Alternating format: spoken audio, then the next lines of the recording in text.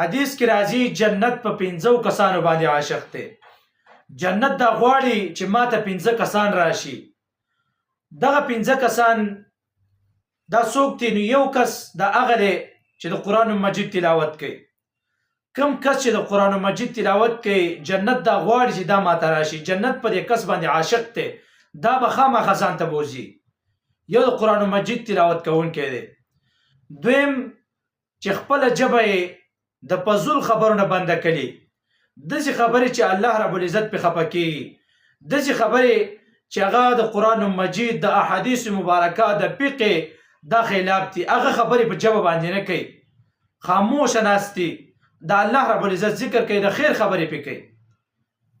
جنت د داسې کس ذمهواري اخیستې ده. جنت په داسې کس باندې عاشق دی.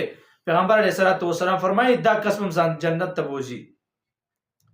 دریم هغه کس دی چې کم خلکو رزق نه وي، وږي ناسي تږي ناسي، هغوی له رزق ورکوي، رزق له وړي. الله رب العزت په دا قسم جنت ته داخل کوي او جنت په داسې کس باندې عاشق وي. څلورم هغه کس دی چې کم خلک بې کپړو دي، کپړې نه وي، کمزوري کپړې، دا الله چې کپړې له واخلي، کپړې له ورکي، جنت په دا کس ځان ته خامخا داخلي. او پنځم کس دا هغه دی چې په پیغمبر علیه الصلاة والسلام باندې درود شریف وایي.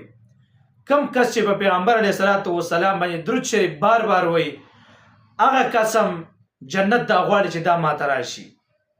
نو دا 5 هغه کسان دي چې پیغمبر علیه الصلاة والسلام فرمایي چې جنت په دې باندې عاشق دی چې دا کسان به زه خامخا ځان ته داخلوم، دا کسان به ما ته راځي، زه د دې 5 کسانو دپاره جوړ یم.